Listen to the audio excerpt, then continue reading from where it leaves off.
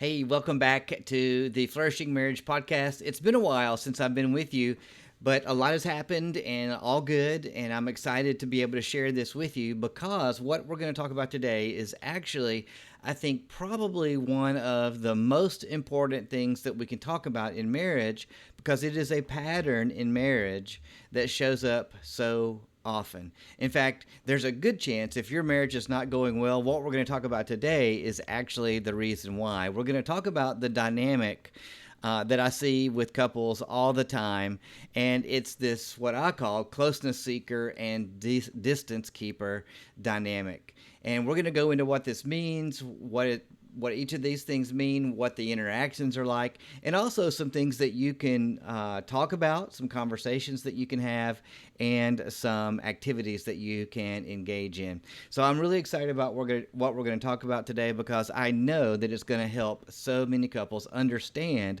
what's going on in their marriages. So the first thing that I want to do is talk about really what is it? And one way to think about this is through this analogy of fire and ice. This pairing, as it says here, is known in the research as the anxious-avoidant relationship type. And this is really probably the most frequently encountered coupling that I see in my work as a counselor and in my coaching practice as well. I see this all the time. And really, this is almost the default that I go to in my coaching and in my counseling because it is so frequent. Because the biggest type of people are pairing, I should say, is the confidently connected, two confidently connected individuals. And we'll talk about that maybe some other time. But after that, the type of relationships that are not working are this type here, where there is a closeness seeker and there is a distance keeper or anxious avoidant in the attachment literature. That's where a lot of what I talk about comes from. And so what we want to do is we want to break this down a little bit. And here's how the metaphor goes. The closeness seeker brings heat in their relationship. They have an emotional intensity to them. They have a sense of urgency about closing any perceived emotional gaps between them and their spouse or their partner. And they have a deep hunger for connection. And those are all good things. And there can be healthy things. Now, there is an unhealthy way that they can be exercised. We'll talk about that later. And that's what they bring. They bring all of this to the relationship. And then for the distance keeper, they bring a more cool type of presence to the relationship. They bring composure. They don't really do knee-jerk reactions very often. They bring a steadiness, and they bring really a self-containment and a self-reliance. You know if you ask them to do something that it's going to get done, and they'll do it on their own. They won't get any help to do it. Here's the conflict, though, is that just like in the real world, excessive heat causes the ice to melt. In a relationship, excessive heat causes us to retreat, especially if you are this type of person who has a relationship style of the distance keeper. So excessive cold triggers, on the other hand, hotter pursuit, right? When we are cold, we want to be warmer. So I remember hunting back in the day when I was in junior high and high school, and we would have things that we would put in our pockets that would keep our hands warm. And some people might have heated socks or very heavy wool socks and all this stuff. So when we're cold, we want some heat. And that's exactly what happens with the distance keeper, but too much is not a good thing. And so this leads this couple to what is popularly known as the Pursuit-Withdrawal Cycle. You may have seen that in various places on the internet, all over the place. So that's what we're talking about today. I use my own terminology because I feel like the anxious person and the avoidant person, those labels have, to me, a negative connotation. And these styles of relating are not problematic when they are expressed appropriately. It's when we start to get anxious or overwhelmed that things start to go off the rails. So let's look at each of these types of relationship patterns, or these relationship blueprints is what I call them. The closeness seeker first. The closeness seeker really they developed this style in environments where connection was real. They had real connections with parents and caregivers, moms and dads, but it wasn't necessarily always predictable or consistent.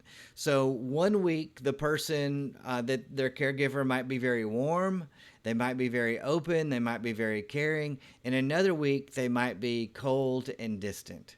Now, it was real warmth, it was real connection that they had, but it was not always consistent. So they didn't necessarily always know what they were going to get.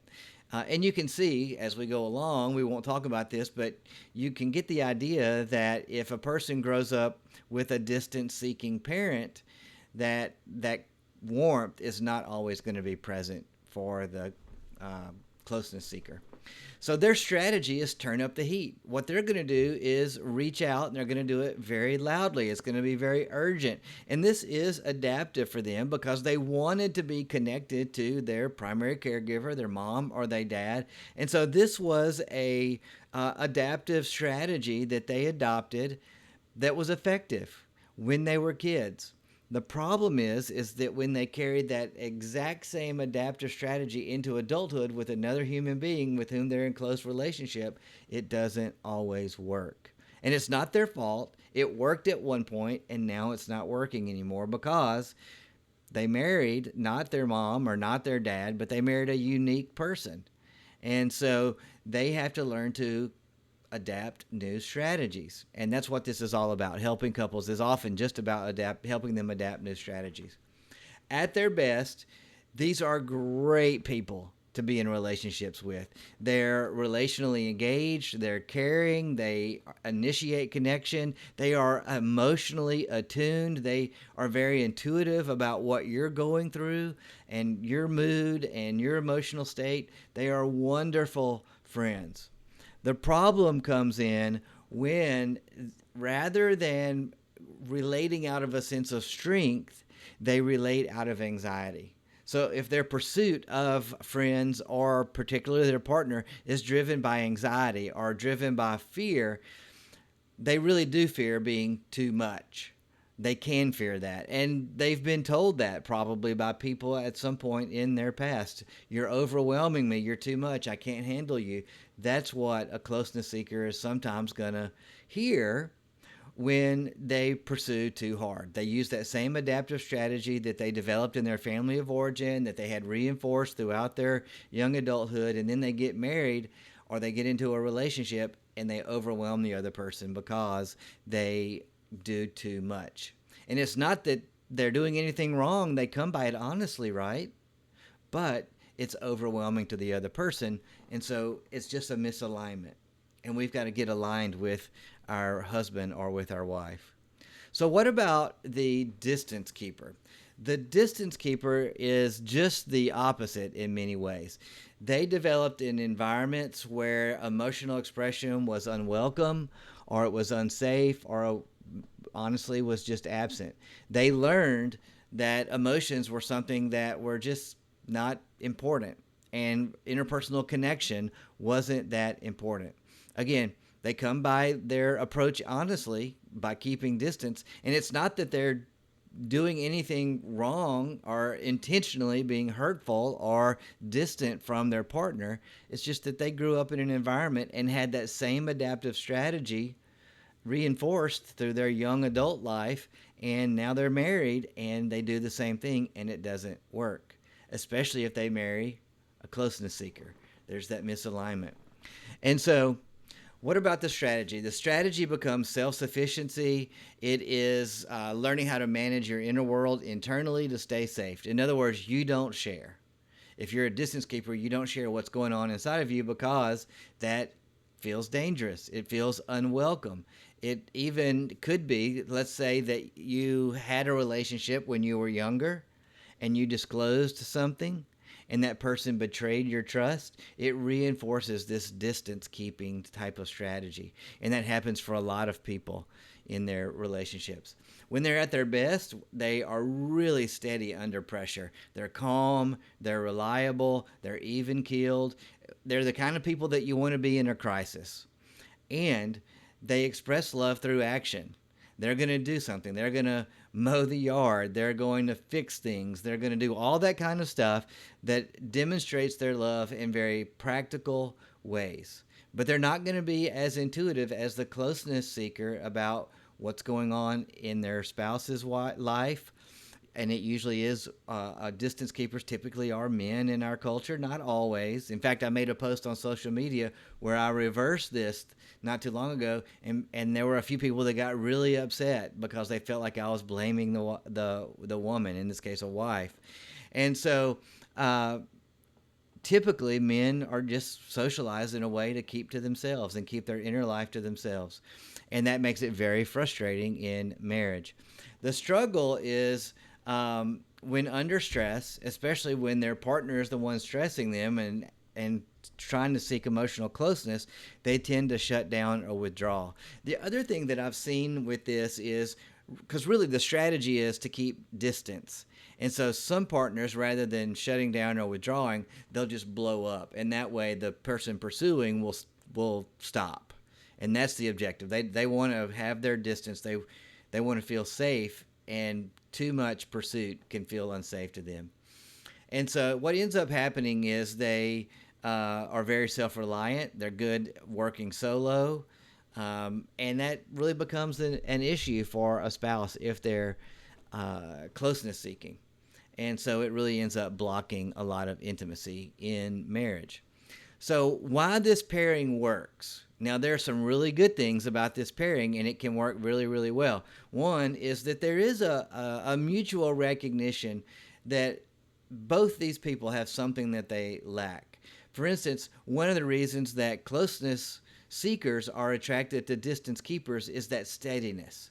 They need that steadiness. They know it intuitively to kind of balance out their impulsiveness or their emotional ups and downs, right? And the distance keeper recognizes that the closeness seeker provides a warmth, interpersonal warmth in their relationship that they may have not ever experienced before.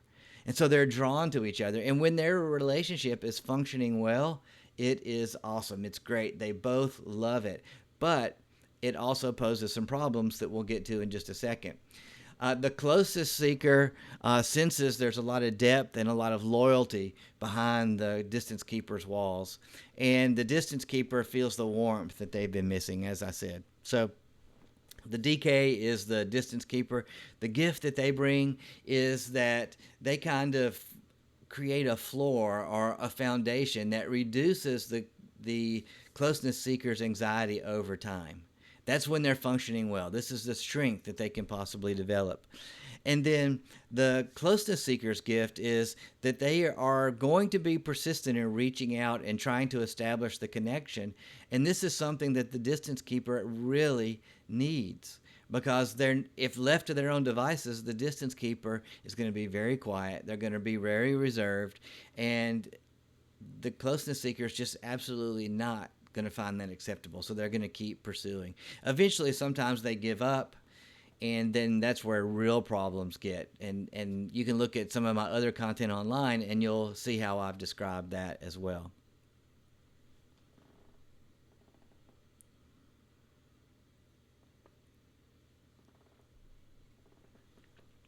So some of you at this point may be asking, what's my blueprint? You may have read these descriptions and you go, well, I think it's this or I think it's that. And these aren't the only blueprints. They're just the ones that I see the most. But if you're very interested in it, have this relationship blueprint quiz. It's a free quiz. I don't charge for it. I will put the description, or excuse me, I'll put the link in the description of the video. And you can just click through there and take the quiz, and you'll get a brief explanation of what it is, your quiz, your style is, and then over the next few days, I'll send you a few emails that'll go into greater depth. So that is an absolutely free resource. Take that quiz, and that way you have a certainty about what you know to be true about yourself. It may confirm what you already know, but your results are going to be one of the 4 different types of relationship blueprints. So take that quiz. Link is in the description of the video. The second thing I want you to know about is the Covenant Marriage Blueprint book. and I will, in post-production, put a picture of the book up there so that you can see it. I don't have any paperback copies. I just got it approved. It's up on Amazon. I'll provide the link for it so that you can order the paperback version if you want to. Or you can also order the PDF version or the EPUB version so that you can upload it to your Kindle or your Nook, or actually Nook is a little difficult, but your Apple Reader, your Google Play Reader, whatever it is, you can get that at my website. The last thing I want you to be aware of is this Covenant Marriage Blueprint Guide. And what this guide is for each of the 10 combinations of relational blueprints. I talk about just like what I'm doing in this presentation. What is it? What are the strengths? How do they relate to one another, the two people in a relationship? What kind of conversations you need to have, and then also what type of exercises, a few exercises that you might have. And so you're kind of getting a preview of what that guide looks like in this video, but you might want to pick that up so you have it with you. And the guide actually goes into more depth than either the book or this podcast. So pick up either one of those, and I'll leave all the links in the show description. All right, on with our presentation today. So where does this pairing struggle? Where do the closeness seekers and the distance keepers actually get into trouble? And that's why people come and see me, is there is this pursue and withdraw cycle. And this is the primary dynamic. The pursue, let's get this now, because this is so very important. The one person pursues, the closeness seeker pursues, and that leads the distance keeper to withdraw. And that withdrawal leads to more pursuit, which leads to more withdrawal, which leads to more pursuit, until finally somebody gives up and they just want to keep the peace. And then there are times when there is a complete shutoff, like, for instance, the closeness seeker will just get very angry and stop pursuing, or the distance keeper would just withdraw completely and leave the home, or get in the car and drive away, or go to a room and shut the door, go for a walk, anything to actually physically get out of the conversation. So when you see this happening, know that you are repeating a cycle that is inevitable for this type of relationship when it's not functioning well. And that's one of the things that we have to do, is name the cycle, and we'll talk more about that in just a second. But you're going to see this over and over. I probably just described most of the people who are watching this video. And once you see it, you can't unsee it in a way. The key is to noticing it early so that you can stop the pattern before it really gets into full swing. And then the key, too, is to make a different choice at that choice point between, hey, am I going to pursue harder or am I going to withdraw? We just have to make a different choice. And it can be, obviously, very challenging. And by the way, neither one of them is right. Neither one of them is wrong. The problem is not either person. The problem is the pattern. The problem is the pattern. I'll say that over and over and over again. It's not the wife's fault if she pursues. It's not the husband's fault if he withdraws. It is the pattern that they have developed together based on their relationship blueprints. And that's why I call it the covenant marriage blueprint, because you have to develop a new strategy, new adaptive approaches to relating to one another that is totally new for you. So the validation gap. The closeness seeker needs emotional understanding. That's what they really want from their distance-keeping partner or their spouse. And the distance keeper finds the demand threatening. And again, neither's wrong, but they both feel unseen, and it can be so lonely. And that's what I see a lot. I see two lonely spouses because they both want to be safe, they want to be protected, they want to be connected to one another, but they can't, because what makes them feel safe is the exact opposite kinds of behavior. What makes them feel safe for the closeness seeker is, I need closeness. And what makes a distance keeper feel safe most of the time is distance. And so we need to validate the gap. Both are perfectly legitimate based on our experiences of the world, but we have to recognize what's happening when it's happening so we can make different choices. And what can happen sometimes is that resentment forms. The closeness seeker resents the distance, and the distance keeper resents the constant pressure to be open and to share and to go in a place where he or she doesn't want to go. And so resentment often shows up. So there's loneliness and there's resentment because of a lack of understanding of how these things work together. And then there's kind of an intimacy inversion. The harder the closeness seeker reaches, they push, they become critical, the more the distance keeper withdraws. And therefore, that intimacy that they both want, they can't get it because both of them are doing the very thing that the other person makes them feel unsafe and more distant. So we've got to be able to see what's happening and then change the course of our interactions. So what I want to do is I want to point out 3 conversations that you need to be having as a pair of closeness seekers and distance keepers. And the first thing, obviously, I think, is that you've got to be able to identify the shared cycle. It's not one person's cycle, it's both of your cycle. It is a pattern that the two of you have developed based on your relationship blueprints. So you have to identify that pursue and withdraw pattern, and you have to recognize that it is a shared pattern. It's not a personal failure of one of you. It is a pattern problem. It's not a closeness seeking problem. It is not a distance keeping problem. It is a shared relationship problem. And you both have to work together to make sure that the pattern is interrupted. Both of you have to take personal responsibility for interrupting that pattern. The second thing, and there's the next two really, I want to talk about closeness seekers first, and then we'll talk about distance keepers' needs. And what I want y'all to do here is really the closeness seeker, you're going to take the lead on this and you're going to move beyond the surface level reassurance. And I want you to name very specific needs that you have that your partner can meet. So for instance, let me read this from the guide. Beneath the pursuit and the reassurance seeking, what is the deepest thing that you are longing for in this relationship? Now, you may have to take some time with that question because it is a deep question. And you may not know as I ask it, but as you reflect on it, you'll get there. And then for the distance keeper, with regard to your closeness seeking spouse, is there one specific, concrete thing you could offer that would address what your partner shared? Right? What's the one thing that you can do that can address that? But make sure that you are understanding before you offer to fix, right? Because that's your tendency. That's the way you usually go, but it's not always going to work that way. Okay? So the next thing that we're going to do is look at the distance keeper's needs, right? Give permission to state the needs for safety and space. That's the biggest thing.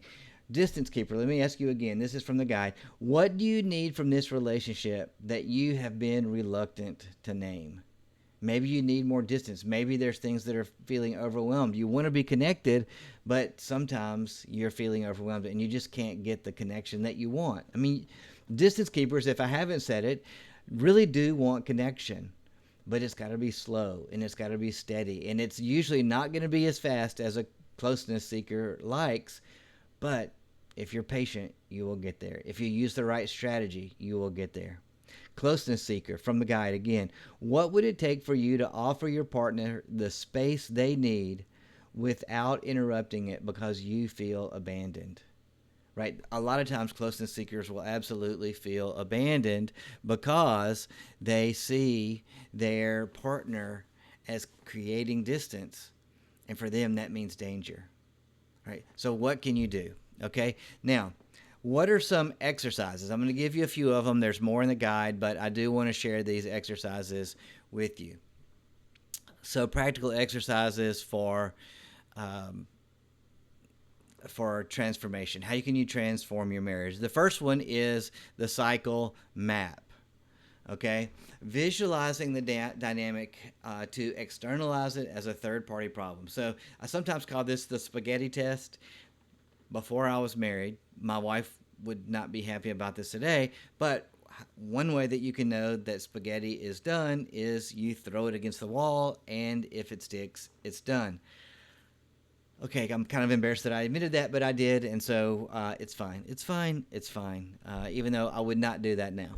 So, so visualize it. What I want you to do is you think about this in terms of a cycle that you have, right? What happens? What do you see? For instance, if you're the distance keeper, what do you see that makes you move away? What do you think about that? What do you feel about that? What's your emotion that comes up? How do you respond? And then, if you're the closeness seeker, because that response is probably to withdraw, to get quiet, when you see that happening, what do you think about it? What do you feel about it? How do you make meaning of what's happening? Are you feeling abandoned? And if so, then what do you do about it? And then you get this cycle. It's called an infinity, or I call it an emotional infinity loop. And usually, after whatever happens initially, the initial thing that triggered this, you're not reacting to the thing anymore. You're reacting to each other's reactions. You can break that cycle. That's the great thing about the work that I do with couples, is that they learn to break that cycle.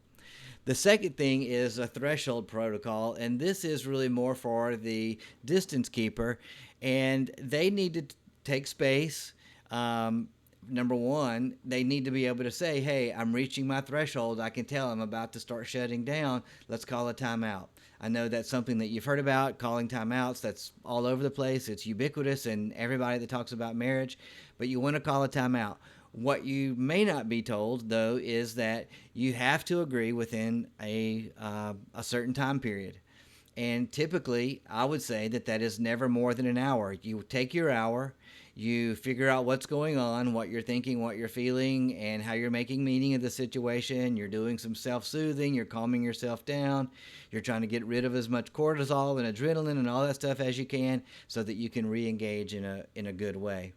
And then what this does is when you say, hey, I'm going to take this time, or we need to take some time, then you re-engage. And you re-engage in a way where you state very clearly, hey, this is what was happening, that I felt overwhelmed, or I felt like it was too much for me to process at one time. And so that helps your partner, your spouse, not feel like you're going to abandon them. So you must agree to a certain time frame. You must agree to re-engage, and then address whatever the issue might be.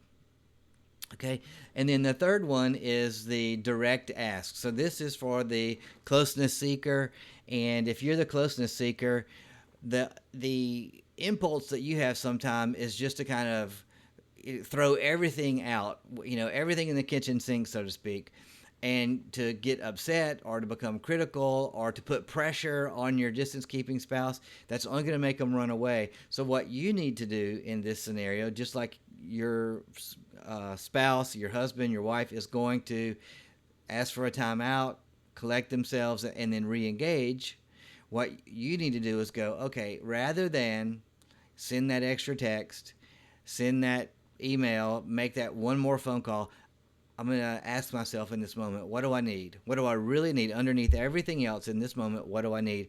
And then ask for that specific thing. So it's about slowing down, right? In both instances, it's about slowing down and really asking for what you need. All right. And the last one is the parallel activity bridge, where using side-by-side activities like hiking or cooking, you build some kind of connection doing those things without the pressure of a heavy emotional interrogation. So one of the things that my wife and our family likes to do is we love to go hiking. We went hiking last Friday to a waterfall that we'd never been to, that really is about an hour or so away. And that was a lot of fun, and we really enjoyed that. We were worn out because it was literally 100 degrees. But the waterfall was nice. And so using these type of parallel activities can be very helpful in creating emotional connection without all the pressure. So I would encourage you to do that. All right.